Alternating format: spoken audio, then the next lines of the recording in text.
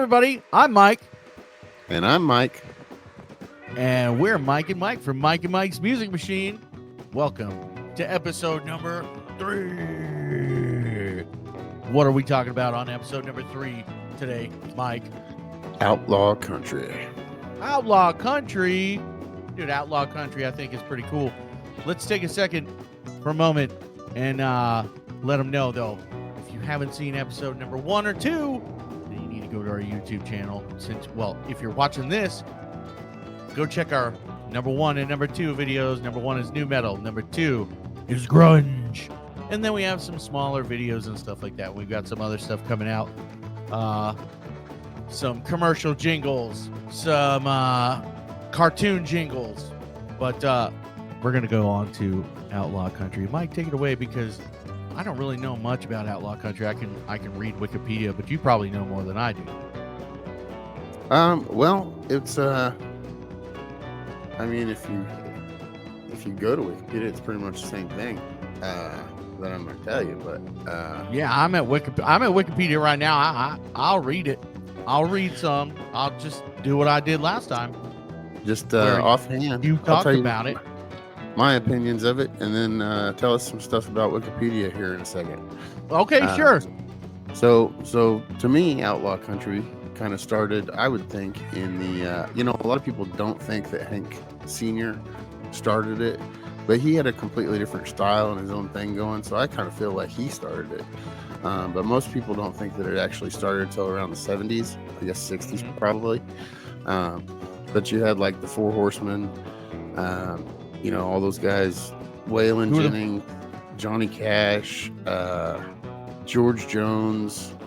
I guess Hank Jr. would be in there. Guys like that kind of went against the grain of things. And some of the guys that are in that lumped in there weren't actually doing the same stuff, but they went with it because it was gaining steam. And just against the grain, drinking, partying it up, just doing outlaw shit, You think that Buck Owens is part of that? I would think he's not. He's kind of honky tonk, I would say. Honky tonk country, okay. Which was cool. And that'll be on another episode. Yeah, like I said, I don't know much, but here, let me go to Wikipedia. Outlaw country. Let me see. Outlaw country is a subgenre of American country music created by a small group of iconoclastic artists active in the 1970s and early 80s, known collectively as the Outlaw movement, who fought for and won their creative freedom outside of the Nashville establishment that dictated the sound of most country music of the era.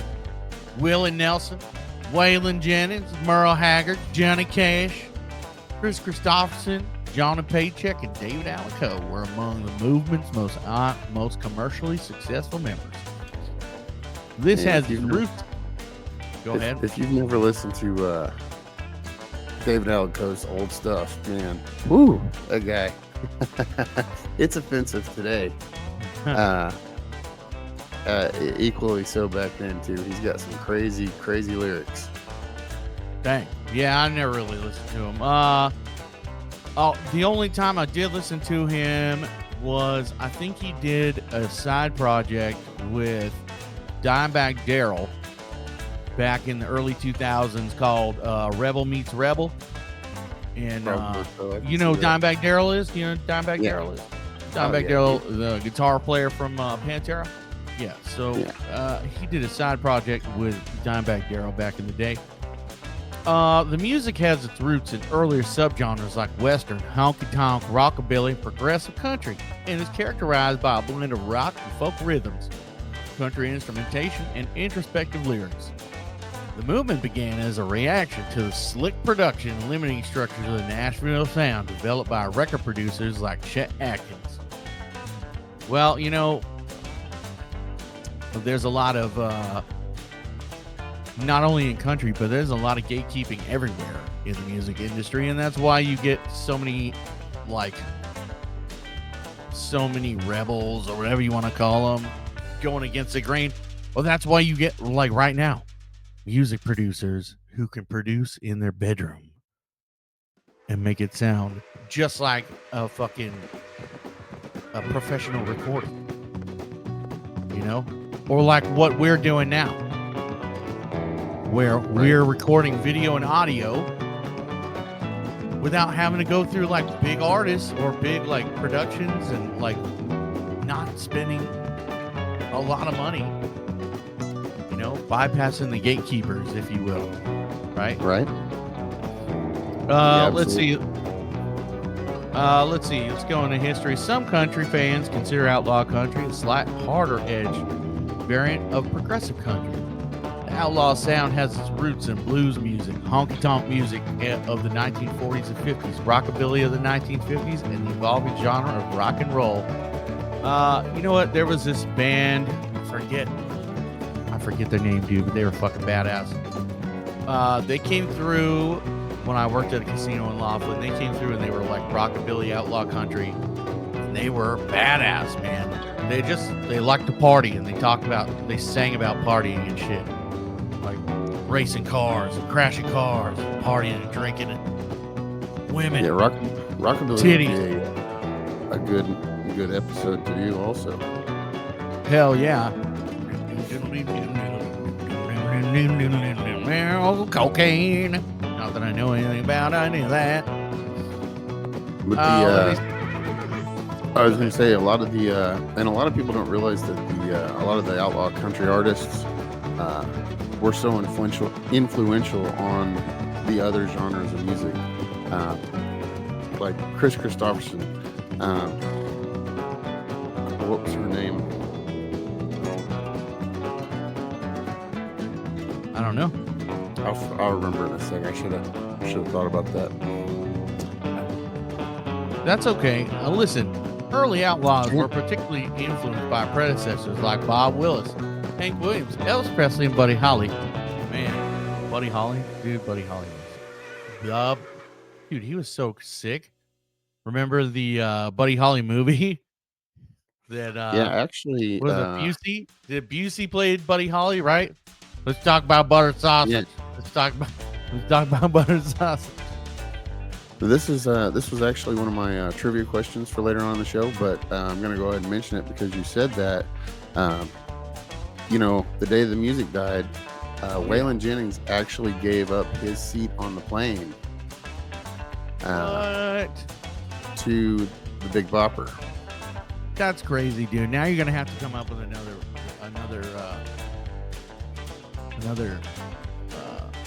question. And the thing I was thinking about earlier, like Janis Joplin, I think 2 of her bigger songs were originally done by Chris Christopherson. I believe. I think he wrote them also, the ones that she covered. Really, you know what? I really haven't listened. Okay. So I'm gonna go through a list of outlaw country artists, and I don't know. See, I don't even know. Like I said, I don't know much about it, man. Honestly, all I know about is punk and metal. But I think this is a really good one too, because it helps people learn about it. Like, I wonder where did it originate, right? Like, what part of the country? Obviously, I'm thinking California, but it's let's see, its other names are Armadillo Country or Redneck Rock. 1960s, Bakersfield, California. The origins of Texas, New Mexico, and Oklahoma. Oh yeah, okay. Because back then, Tennessee was the country music capital, and it still is. Yeah. But I didn't like outlaw country. When Johnny Cash finally got invited to the Grand Ole Opry, and then he kicked the lights out on the stage, that was a huge deal, and I think they banned him for life. But then, decades later, they let him come back. Dang. So, okay. So Bakersfield, though, that's where Buck Owens was, right? I know that they have like a Buck Owens street. You want to take a break for a second? Yeah. All right, let's take a break. Yeah. All right. Well, I got some. Look at us. We're the guys that showed up and sit in the back of the classroom and we're like, fuck, did you do your homework? Me either. Yeah, me neither. Hell yeah. And it's crazy because I thought I knew a lot of shit about it, and then we start talking about it and I'm like, that's what I got. I don't really know anything about it, but okay, like I'm starting to look up some stories. Let's go through some stories. What do you got? You do one and I'll do one, and then we'll keep going back and forth. Okay. All right. We're gonna we'll talk about some stories here. All right, go ahead, Mike. You do your first one. All right. See, George Jones, notorious for his love of drinking and cocaine. He beat his wife, Tammy Wynette. He shot at his friend. Developed the nickname No Show Jones because he was a no-show at most of his gigs. Yeah. When he was drinking, he turned into a complete madman. He liked to play with guns, and he would shoot guns in the middle of the night. He shot the tiles off the bathroom walls. A memorable quote from George Jones was, "If you're going to sing a country song, you're going to have lived it yourself." So that's a little about George Jones. Dang, here's a story. This is on GeorgeJones.com. Johnny Paycheck unleashes gunpowder and lead. Johnny Paycheck clearly wasn't feeling the Christmas spirit on December 19th, 1985.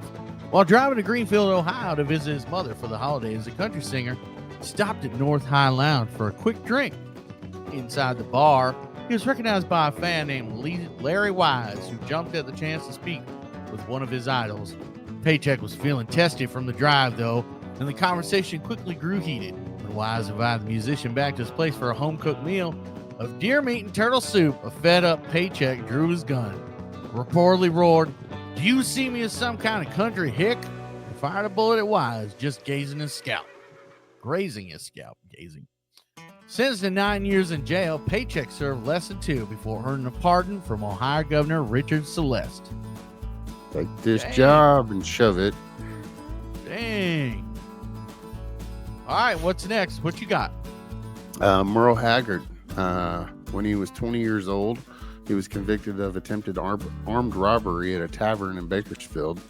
He was sentenced to 15 years at San Quentin Prison, and that's when he saw Johnny Cash. He was performing his prison album recordings, and so Haggard served 3 years of his sentence, and as soon as he came out, he started recording, and soon was listed on the country music charts as the Bakersfield sound that he and others had developed in the outlaw country genre. Dang, that's why a lot of these are called outlaws, outlaw country, because they're a lot actual of outlaws. Here's another story. George Jones commandeers a lawnmower. George Jones was in the middle of a multi-day bender when his second wife, Shirley Corley, left the house sometime during the late 60s, taking the couple's car keys with her. If her plan was to force her hard-drinking hubby into sobriety, however, she should have hid the lawnmower as well. Now, the stuff legend is stranded and thirsty Jones fired up the mower and rode its 10-horsepower rotary engine all the way to Beaumont, Texas, where he replenished his poison at a local liquor store. He then turned around and headed back, logging a total of 16 miles. I imagine the top speed of that old mower was 5 miles per hour, he wrote in his 1996 autobiography. I live to tell it all. It might have taken an hour and a half or more for me to get to the liquor store, but there I did. Man, that's an outlaw, bro. For sure. Oh, so I'm obviously not a famous country singer, but shortly after I got out of the military, I was drinking beers at a buddy's house way out in the middle of Texas. And I'm like, "Hey, man, can you drive?" He says, "No." "Can you?" I was like, "No, but we're out of beer." Oh, man. I'm like, I looked around. I'm like, "Can I take the horse?" He's like, "If you think you can. It hasn't been rode in like 2 years." I was like, "I got this." So Hopped up on the horse, no saddle, no bridle, nothing. I rode the horse, holding onto its mane across the pasture, and the horse went straight for a tree and flipped me like 4 times and knocked me out. Oh, shit. So that was the end of the drinking for that day. Man, it didn't like you, dude. Wild and you couldn't make your beer run either. Those were wilder times. You got another story up there, or was that? Yeah. Listen, actually, you just told your story. I'm gonna tell another one. Security at the White House is certainly tight, but it's no match for Willie Nelson. In a video interview with SiriusXM, Sam Roberts, the country icon and known toker, admitted to smoking a joint on the roof of 1600 Pennsylvania Avenue during Jimmy Carter's administration. The anecdote originally comes from Nelson's 1988 autobiography, Willie, an autobiography though Nelson elaborated on the tale in later interviews. When asked by Roberts if lighting a fat one atop of the White House made him feel like a king, he replied pragmatically, "No, I was wondering how the fuck I'm gonna get down." Damn, he had balls, man. He had balls to do that shit. There's actually a Outlaw Country tour going on right now, and Willie's what, 92, I believe, something like that. But they had to cancel his show because he wasn't feeling well yesterday or the day before. But they said he should recover quick, so not to worry. David Allen Coe went to prison in 1967 at the age of 20 for robbery and grand theft auto. There's also a story floating around the internet that he killed an inmate who made sexual advances towards him. Journalists refuted the story. He's a retired member of an outlaw motorcycle club. He was a member of the Louisville Kentucky chapter, but was also known to ride with the outlaw bikers of Daytona, Florida. He even rode his motorcycle up on stage while Waylon Jennings was singing and started singing with him, and Willie Nelson came out to join them. David Allen Coe joined forces with members of Pantera to remember. Oh yeah, that's what you were talking about. The album in 2006. Yep. Let's see. Okay, so here's a. So I was looking at some. This is grunge.com. The bad boys of outlaw country. And this one, have you ever heard of Emmylou Harris? Yes. So while her name might not be the first that comes to mind when you think of outlaw country, Emmylou Harris is definitely an outlaw in her own right. Harris began performing music while a student at the University of North Carolina, though she started mainly being influenced by the folk and psychedelic movement in the 1960s. In the early 70s, she was introduced to country music, and an arc of her career profoundly changed. She began putting out records with covers of famous country songs and collabs with country music stars. She covered outlaws like Merle Haggard and played the outlaws like Willie Nelson. Musically, she has always been willing to, she's a risk taker. So yeah, in light playing the type of music that she wanted, regardless of whether it was always commercially successful. So she is basically one of the few women, and probably not known that well, but one of the few women to play outlaw country, regardless of whether it was commercially successful or not. And outlaw country, they have their own channel on what? Pandora and Spotify. SiriusXM and all them. But I don't think it was like hugely, obviously commercially successful, like, regular honky tonk or like the country of nowadays and all that other shit, right? Yeah, I think it's much more. The genre itself has gained much more steam in recent years, but back then they were shooting out hits, left and right. Those guys, right? That's why it became what it is because they all were making it, but they were all doing outlaw shit too. Hell yeah! There's another quick story. Waylon Jennings' 20-year drug habit began when Johnny Cash moved him in Nashville in 1965. The DEA showed up at the studio where he was recording, and he had enough cocaine that he was arrested as a trafficker. By the time they came back with a search warrant, the drugs were all gone. All the gone. track. Don't you think this Outlaw bits done got out of hand? He included in the lyrics. They came pounding through the back door in the middle of the song. They got me for possession of something that was gone, long gone. When Jennings started playing at rock bars, he let everyone know that he was going to play country music and add, and we sure hope you like it, but if you don't like it, you better keep your mouth shut because we'll kick your ass. Damn. Check this out, man. I just went on to was it ranker.com? Chris Christopherson landed a helicopter in Johnny Cash's yard to hand deliver his demo. In 1969, the Oxford graduate, Rhodes Scholar, former U.S. Army captain, helicopter pilot, Chris Christopherson was working as a janitor in Columbia Records offices in Nashville, trying to break into the music business as a songwriter. He befriended June Carter Cash and occasionally snuck his demos into her purse, hoping she would find them and listen to them, perhaps sharing them with her husband, Johnny. Christopherson was sure his song Sunday Morning Coming Down was one to convince people of his ability. So during a routine Army Reserve helicopter flight training mission, Christopherson veered off course, landing on Cash's lawn to hand deliver the demo. In a TV appearance the next week, Cash said, "Here's a song written by Christopherson. Don't forget that name." Dang, dude, that's funny. Fraud, waste, and abuse much? Man. Oh, you know what? Here's another good one. And you probably know this better than I do, and it looks beat the fuck up from this picture, is Willie Nelson has played the same guitar named Trigger for more than 50 years. Yep. It's crazy.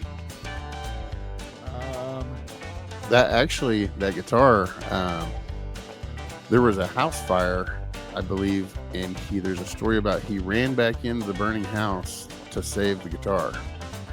Wow.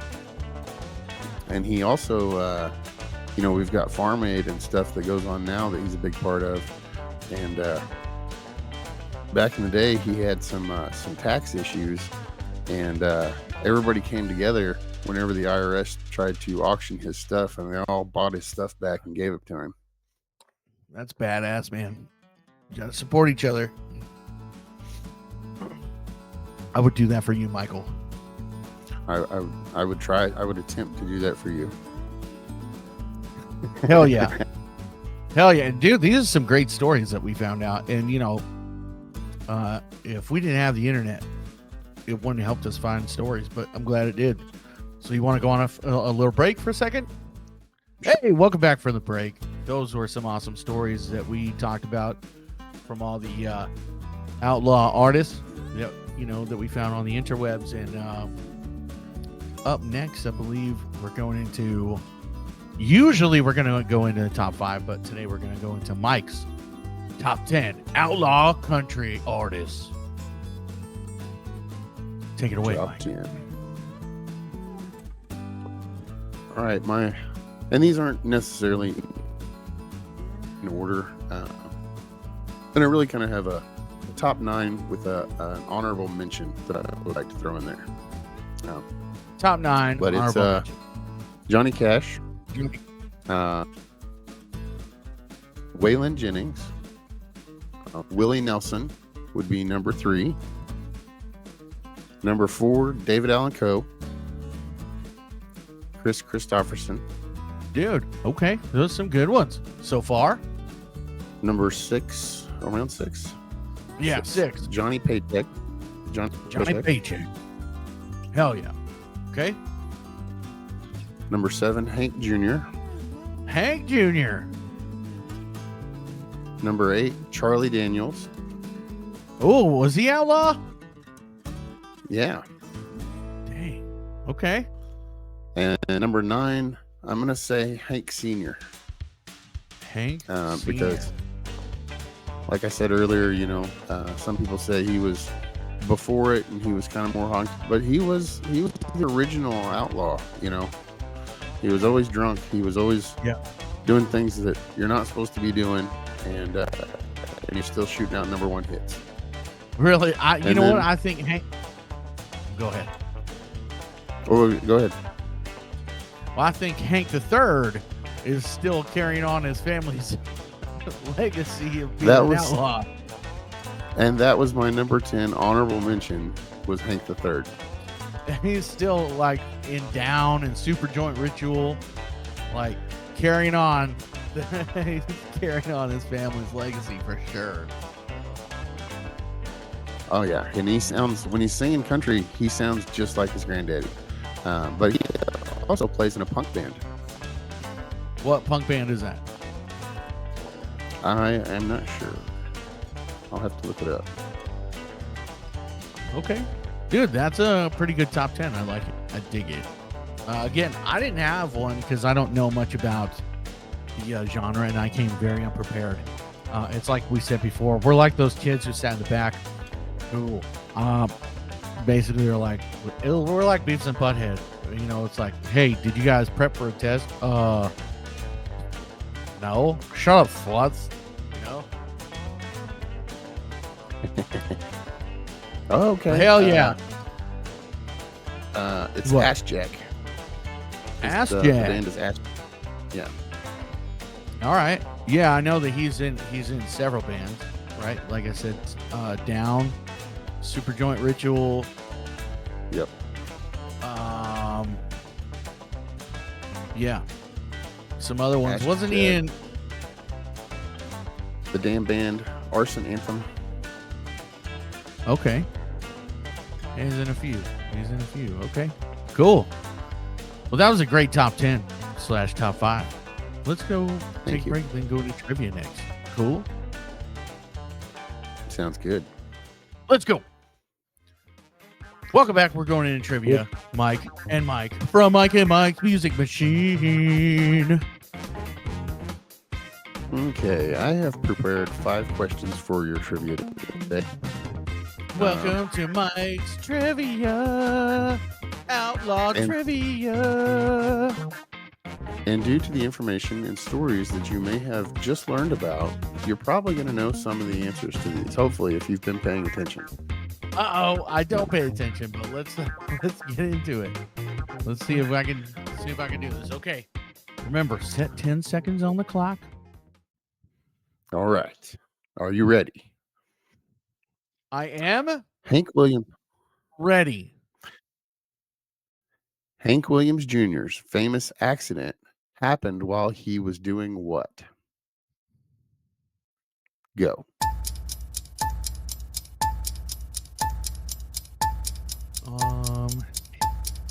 Hope that I paid attention on this one because I don't remember.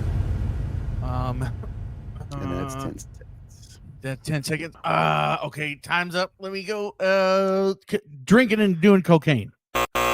No, he actually, and this is the reason that he wears the famous beard, because he used to be clean shaven before his accident. But he was hiking with a friend and fell 500 foot off a cliff. Dang, man, I missed that one. Okay, listen. I don't Okay. think we did mention that one. I don't think we did, but one would assume that he was hanging out with Cocaine Bear. All right. Question number 2 of Mike's Outlaw Trivia. Number 2. Johnny Cash's wife that he married in 1968, who was most famous and was also in a group with him, was named what? And go. I think I remember this one. Dude, I think I remember because I've watched Walk the Line a bunch of times. One of my favorite movies. All right. So I'm gonna lock it in. I'm gonna send it. I'm not gonna use any lifelines. Final answer, June Carter. This is correct. Caller. Like I said, I've seen Walk the Line a bunch of times. Nice. And that's yeah, you know, that movie gives a good portrayal of what was going on back then. I dig it. Joaquin, is it Joaquin? Joaquin Phoenix? Yeah. Is that his name? He did a really good job on that one. There's also that spoof one. Walk Hard. Walk Hard with Dewey Cox story.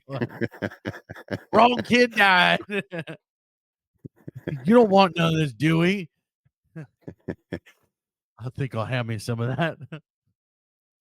Man, now I'm gonna have to watch that movie. Walk All hard, right. hard, Mike's trivia. hard. It's like this. He's like, you Question could take. number 3. Hold on. Now Huh. you could take my children, but you leave me my monkey.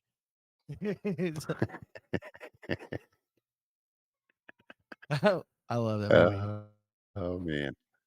All right, question number 3. Walk hard. All right. Question number 3. We did not mention this, but George Jones went by his animal nickname of timer starts now.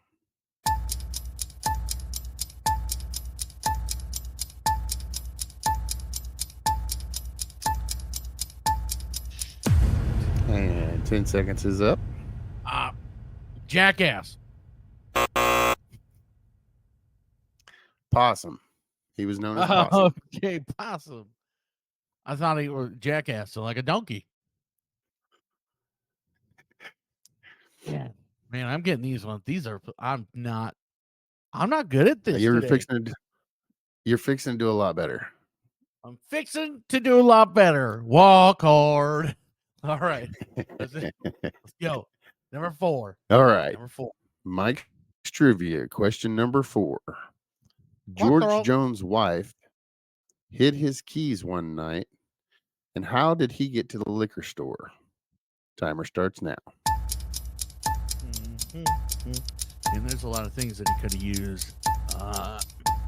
He could have used several things. And 10 seconds is up. He could used anything. Okay, I'm going to lock in my final answer right now. Locking it in. Okay. No lifelines. I kind of remember us talking about it earlier, like almost 40 minutes ago, 30 minutes ago.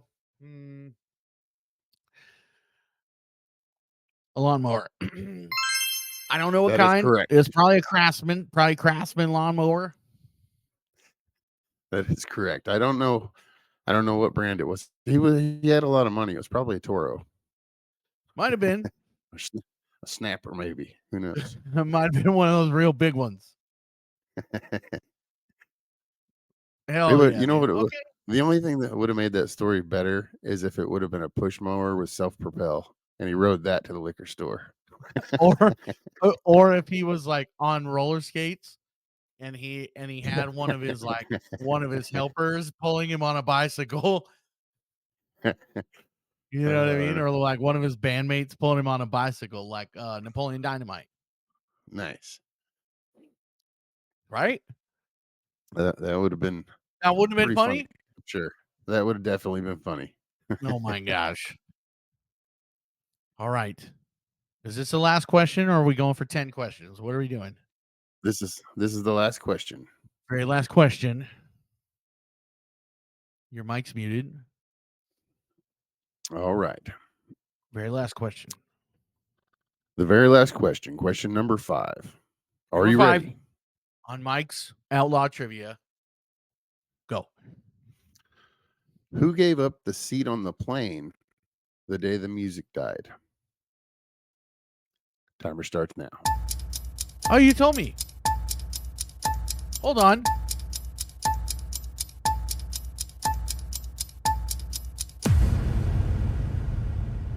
And that's 10 seconds. Okay, hold on. I think I read this too. Wasn't it David Allen Coe? It was Waylon Jennings. Waylon Jennings. I knew that. Man. Okay. Dang, dude. I bombed this one, bro. No, I bombed this one. All right. Let's see. Okay, can you give me one more? Can you give me a redemption question? Redemption question. Bonus redemption question. All or nothing. And if I lose, if I get this one wrong, I will owe you 25 push-ups. This one's off the top of my head memory. Off the from top, things off we the top discussed memory. earlier. Let's go. Okay. All or nothing. In prison at Folsom. Folsom. Who was the artist playing that started that got Waylon Jennings interested? Oh yeah. No, I think you got it wrong. Or was it Merle Haggard? I think you got it wrong. Okay. Anyway, who played Folsom Prison Blues? How about that? Okay. Two part here. Okay. Right. Are 10 seconds up? Yes, I'm gonna lock in my answer. Okay. No lifelines. It was Johnny Cash. That is was correct. Merle Haggard. It was Merle Haggard who was. I think he was. Was he 20 years old? Was he 20 years old when he was in there? Yes. Yeah. Okay. Woo! Redemption. We got it. All or nothing. That was good. This was. You know what? This was a great version of Mike's Outlaw trivia, and I appreciate you being the host. Such a gracious host. You got 3 of the original 5 questions, so with your redemption, that puts you at 4. That's doing pretty good. Over the top. Look at this distinguished gentleman. Yes, so distinguished. All right, we're gonna take a break, and when we come back, we're gonna do something. Probably talk about the top 10 outlaw country songs. Yeah. Hey, there you go. All right, we'll be right back. Hey, welcome back from the break. We just heard the Mike's Outlaw trivia, which was great. I almost lost. He was a pretty good host like last episode. Next episode is my turn. And I'm gonna give you some stumpers. So get ready. Anyways, I failed your trivia last time. Hopefully we can get you to pass. But if not, then we'll figure out something. We might do a wheel of punishment. I'm just kidding. I don't know. We'll figure something out. All right. But right now we're going to go into the top 10 outlaw country songs according to AmericanSongwriter.com. Okay. These are not my choices, but these are somebody else's choices. Okay.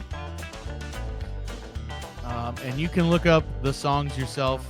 I obviously can't play them on here due to copyright, but if you look them up on Spotify or Pandora or YouTube, whatever, check out the list. Okay, here we go. Top 10. Number 1, "Mama Tried" by Merle Haggard. That's a In Mama Tried, Haggard wrestles with the pain he caused his own mother by being incarcerated at San Quentin in 1957. Haggard ultimately served 3 years on a robbery conviction. And that's what that song was about. Number 1, "Mama Tried." Again, I haven't heard it, but I'll listen to everything on here just so I can be like, hey, that's pretty cool. I'll bet Number you, 2. I'll bet you when you do listen to it, you're gonna recognize it. I'm sure I've heard them. I just can't be like, oh yeah, I've totally heard that now, Number 2 is "Long-Haired Country Boy" by Charlie Daniels. Another good one. Charlie Daniels had an interesting relationship with long-haired country boy. The song opens up with lyrics, "Because I get stoned in the morning and get drunk in the afternoon." Though the line might seem to be par from the course when it comes to outlaw country, Daniels always felt the line clashed with his religious beliefs.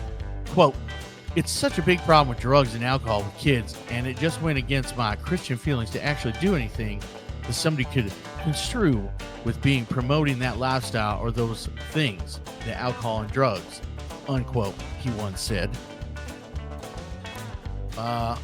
Okay, number 3. Maybe you know this one. "Whiskey River" by Willie Nelson. Whiskey River, take my mind. Yeah, like his I know that.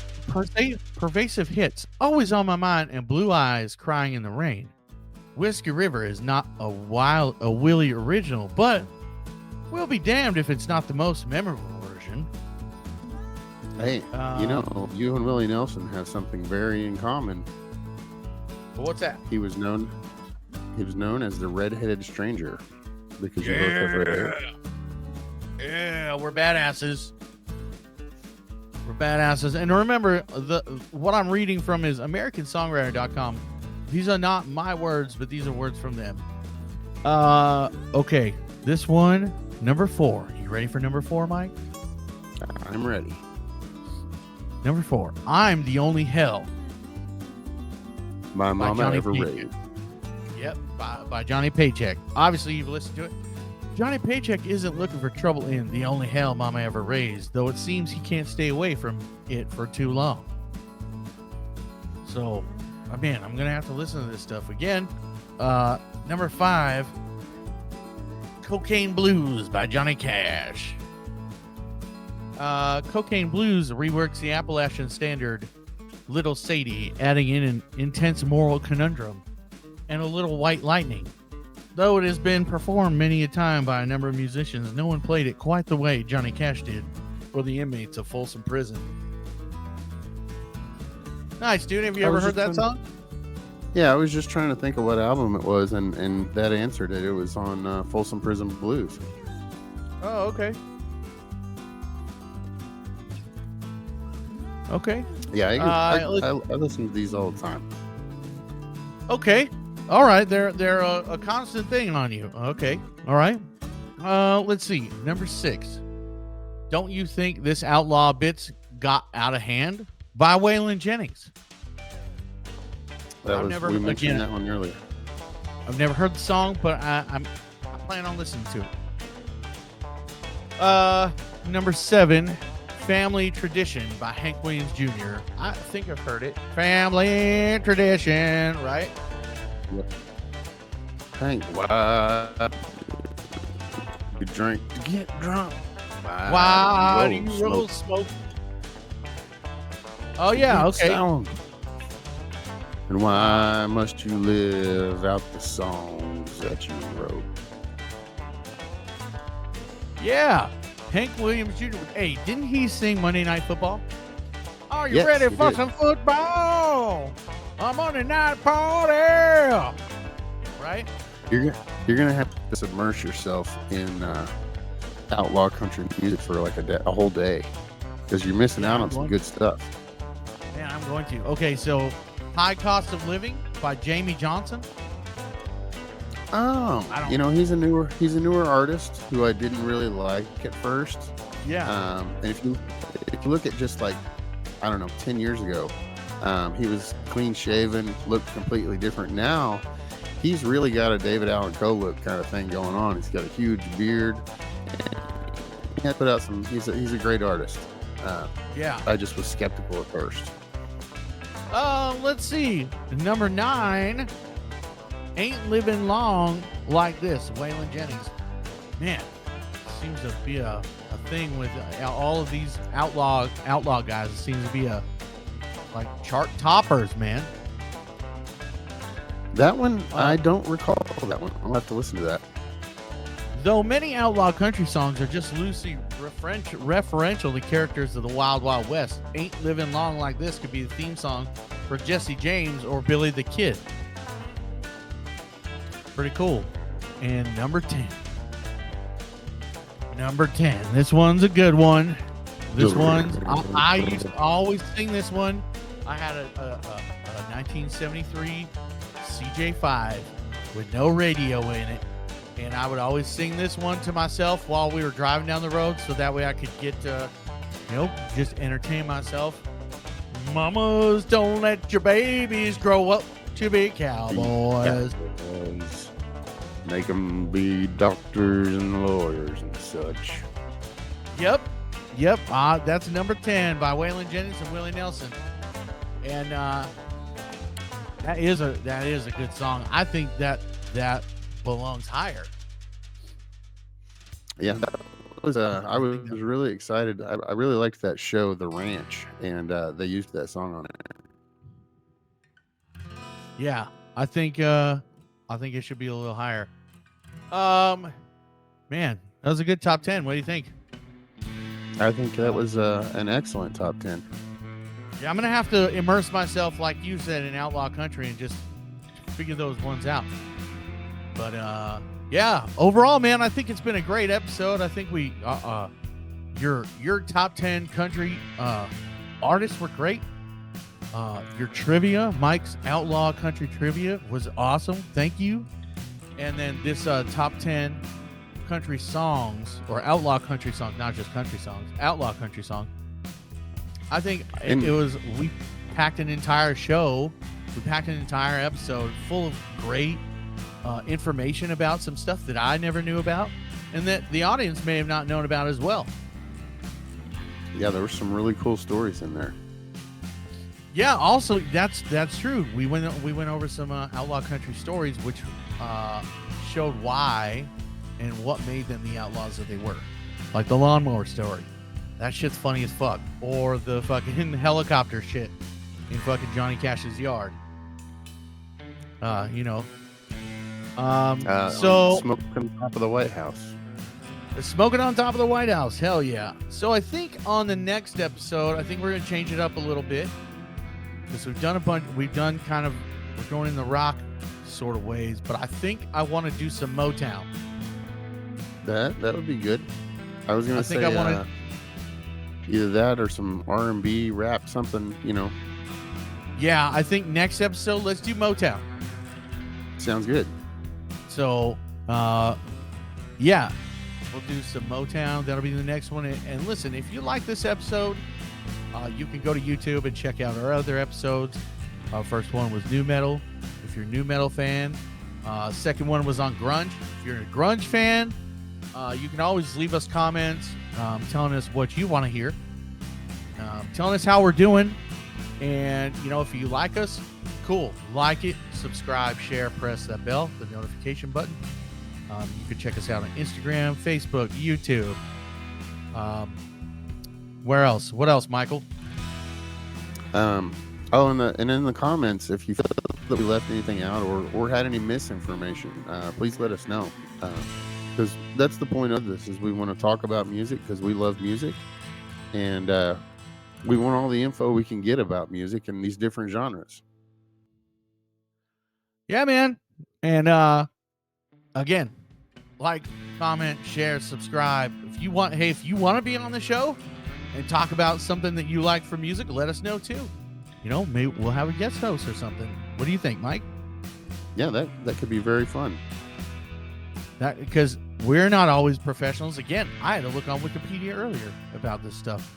So, yeah, just hit us up and let us know if we're doing right or if we're doing wrong, because people like to know how they're doing. You know, in this world of content creation, if you're not getting like some feedback from anybody, you don't really know how you're doing. We'd like to know a little bit how we're doing, even though we don't have that many episodes out. But yeah. All right, guys. Till the next one. Motown. See ya. Are you gonna tell bye? Are you gonna tell bye? Are you bye. Just, I was just gonna words, but okay, bye. We love you. Woo!